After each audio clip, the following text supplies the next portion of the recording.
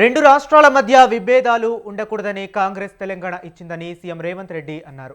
రాజకీయాలకు అతీతంగా నీళ్ల సమస్యను పరిష్కరించుకోవాలని చెప్పారు. కోర్టుల్లో కాకుండా మన సమస్యలను మనమే పరిష్కరించుకుందామని విజ్ఞప్తి చేశారు. రంగారెడ్డి జిల్లా రావిర్యాలలో సుజన్ మెడికేర్ ప్రారంభోత్సవంలో సీఎం రేవంత్ మాట్లాడుతూ నీళ్ల సమస్యపై స్పందించారు. జల వివాదం విషయంలో రాజకీయ ప్రయోజనం పొందాలని తమ ప్రభుత్వం ప్రయత్నించడం లేదని స్పష్టం చేశారు. చర్చలు ఒక్కటే పరిష్కారము. న్యాయస్థానాల దగ్గరనో ఇతరుల దగ్గర పోయి పంచాయతీ తెంచుకునే కంటే మనమే కూర్చొని మన సమస్యల్ని సామరస్యపూర్వకంగా పరిష్కరించుకోవాలనేదే మా విధానము. పక్క రాష్ట్ర ముఖ్యమంత్రి గారికి నేను విజ్ఞప్తి చేస్తున్నా. కృష్ణా నదిలో ఉన్న మా పాలమూరు రంగారెడ్డి ఎత్తిపోతలు కావచ్చు, మా కల్వకుర్తి లిఫ్ట్ ఇరిగేషన్ కావచ్చు, మా డిండి ప్రాజెక్టు కావచ్చు, మా ఎస్ఎల్బిసి భీమా నెట్టంపాడు ప్రాజెక్టులు కావచ్చు, ఉమ్మడి రాష్ట్రంలోనే మంజూరైన ప్రాజెక్టులు.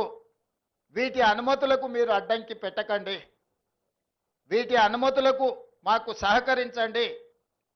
ఉమ్మడి రాష్ట్రంలో ఉన్నప్పుడే మంజూరైన ఈ ప్రాజెక్టులకు ఆంధ్రప్రదేశ్ రాష్ట్రం నుంచి అభ్యంతరాలు రావడం వల్ల ఎన్విరాన్మెంట్ క్లియరెన్సులు కానీ సిడబ్ల్యూసి క్లియరెన్సులు తెచ్చుకోవడంతో మాకు సమస్యగా మారింది.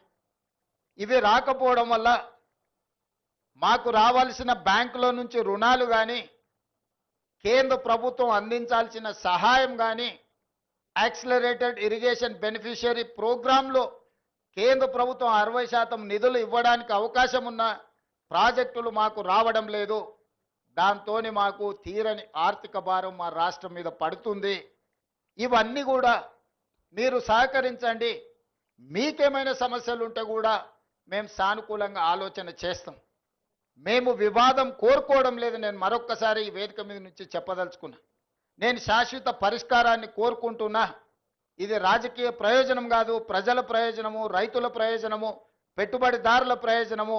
ఇంతకుముందే మిత్రులు శ్రీధర్ బాబు గారు వస్తూ చెప్తున్నారు, మనం డేటా సెంటర్స్ని అత్యధికంగా ఈ ప్రాంతంలో అడుగుతూ ఉన్నారు. డేటా సెంటర్స్ని ఇక్కడ పెట్టాలి అని అంటే విద్యుత్తుతో పాటు నీరు కూడా అవసరము అని. మరి కృష్ణానది నుంచి నీటిని తరలించాలన్నా, యాదాద్రి పవర్ ప్రాజెక్టు నుంచి మనము పవర్ కనెక్షన్స్ తీసుకోవాలన్నా, ఈరోజు తెలంగాణ రాష్ట్రానికి పోర్టు లేదు. దేశంలో ఏకైక రాష్ట్రం పోర్టు లేని రాష్ట్రం తెలంగాణ రాష్ట్రం. మరి ఈరోజు పోర్ట్ కనెక్టివిటీ ఉంటేనే మ్యానుఫ్యాక్చరింగ్ యూనిట్ ఇండస్ట్రీస్ వస్తాయి. దానికి అందుకే మచిలీపట్నం పోర్ట్కి డైరెక్ట్గా భారత్ ఫ్యూచర్ సిటీ నుంచి 12 lane express highway with controlled access with railway కనెక్టివిటీతో ఈరోజు కేంద్ర ప్రభుత్వం నుంచి మనం అనుమతులు అడిగినాం. ఇలాంటి అభివృద్ధి జరగాలంటే పక్క రాష్ట్రంతో కూడా మనకు సయోధ్య ఉండాలి, పక్క రాష్ట్ర సహకారం కూడా ఉండాలి.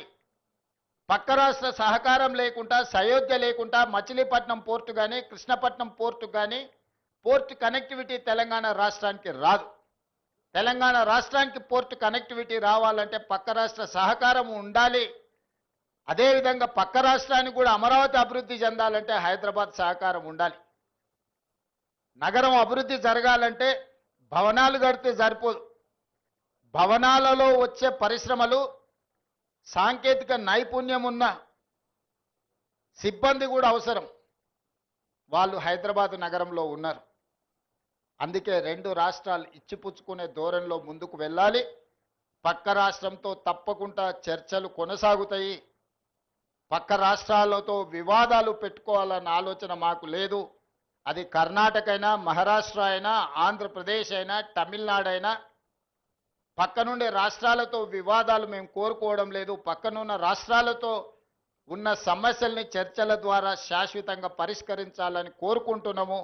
పక్క రాష్ట్రాలను కూడా ఒక అడుగు ముందుకు వేయండి. మీరు సానుకూలంగా ఒక అడుగు ముందుకు వేస్తే 10 అడుగులు ముందుకు వేసే తత్వం తెలంగాణ ప్రజలలో, తెలంగాణ రక్తంలో ఉన్నది. సంపూర్ణంగా మేము సమస్యల పరిష్కారం కోసం ముందుకు వస్తామని తెలియజేస్తూ మరొక్కసారి పరిశ్రమ స్థాపించిన యంగ్ ఎంటర్‌ప్రెన్యూర్స్ని ఈరోజు నేను మనస్ఫూర్తిగా అభినందిస్తున్నా. ప్రభుత్వం వైపు నుంచి సంపూర్ణమైన సహకారం ఉంటుంది.